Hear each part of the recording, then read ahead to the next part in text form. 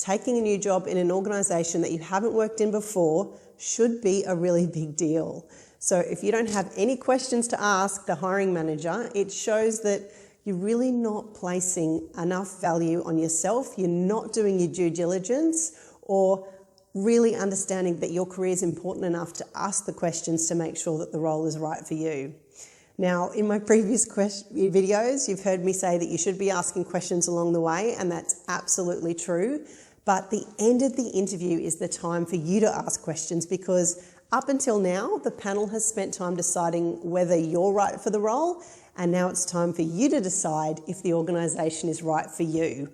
Most of us work 5 days or more a week, and how you spend your time and where you spend your time should be really important to you. Those 4 categories are connect, culture, challenges, and close. The first C is connection. You want to ask the person that you're going to report to something along the lines of, why did you decide to work here?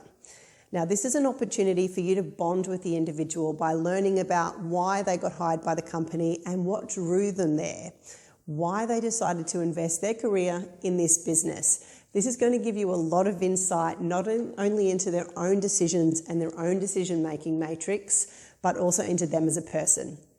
The second question you want to ask is, what do they love about working here?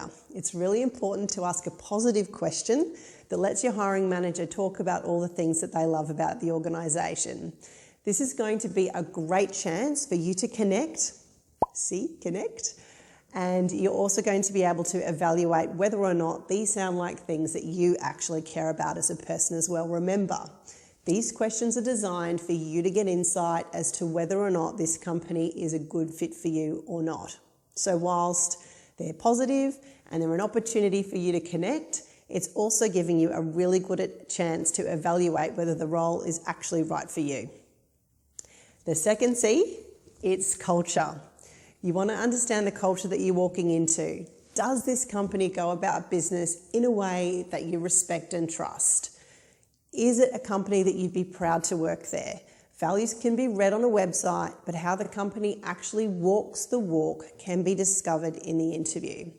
The best question to ask to discover culture is this one. What do the people that work here that are the most successful in their roles do differently? Why has that person been successful in their role? This is going to help you really understand how being recognised in the organisation as a high performer, and you want to listen very carefully to the answers of this one. Let me give you an example. If they give you as an example someone who got made partner or were promoted because they worked 80 hours a week and they achieved amazing things with no budget, is this the type of environment that you really want to be a part of? However, if they're describing innovation, talent, going above and beyond, these are the hallmarks of a great organisation. It's especially great here if they can talk about promoting from within, so look for evidence of that as well.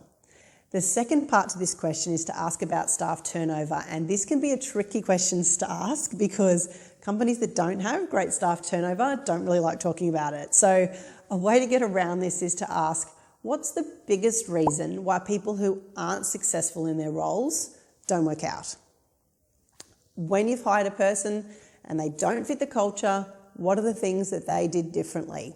You can then segue into finding out how long the team you've been working are there. If they're all new people, but it's newly created roles, that's great. That means the organisation is growing. If it's a whole group of people that have been there for a long time, that's a really good thing as well.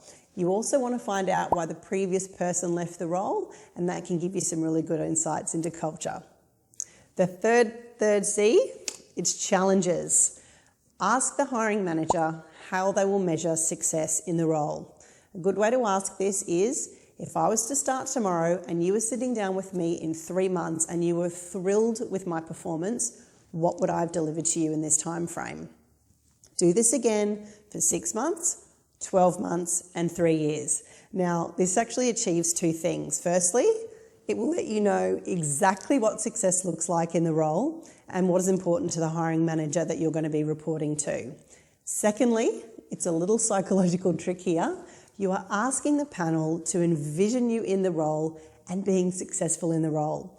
Without meaning to, they will start to picture you in the job and doing the job well, because that is how they are framing their answer. So that's a good tip for you guys.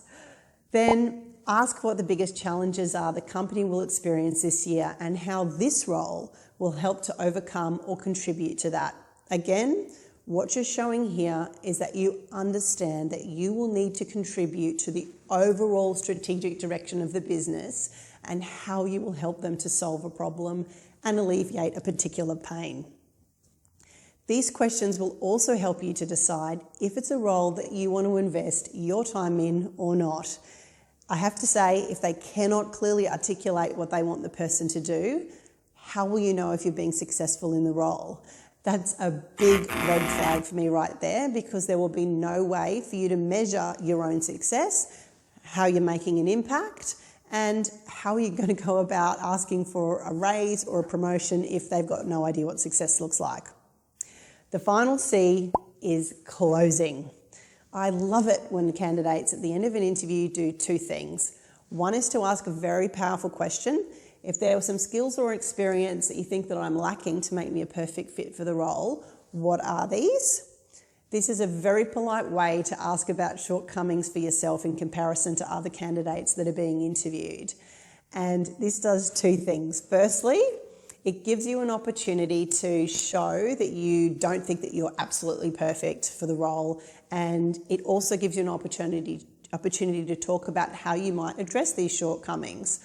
Or they might say something that you actually do have skills in that you just didn't cover in the interview. So this is a great opportunity to make sure that they're aware that you can do the thing that they thought that maybe you couldn't do, or that you've got a plan of how you would overcome these shortcomings.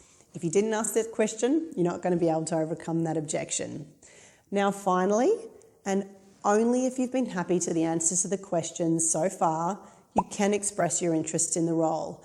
I'd say something along the lines of, thank you so much for your time today. I am really interested in this opportunity and I think that could add a lot of value. What are your next steps in the process and what will be the timeline? It's awful to leave an interview not knowing when you're going to get a phone call or how long the decision-making process is going to be. And as you know, job hunting takes up a lot of emotional energy. So having a time locked in that you know it's appropriate for you to follow up actually takes a lot of that emotional stress away. I've had so many of my friends and family members call me when they're going for jobs and they say, I had an interview on Wednesday and I haven't heard anything, should I follow up? And my answer is always, well, what is the time frame that they gave you? And most of the time the person's, I don't know, I didn't ask that question. So asking that question will alleviate some of that emotional stress for you. Also, if you're expecting any other offers, this is the time to tell the hiring manager or the panel that this is your preferred option. It can sometimes make them move a little bit faster to offer you the role if you've got other offers pending. Now, if they've asked the questions and you know it isn't the right fit, you can thank them for the time and let them know that the role isn't for you. It's absolutely okay to do that in an interview. And sometimes I've found that this can even lead to a better job offer or something that you're more suited to down the track.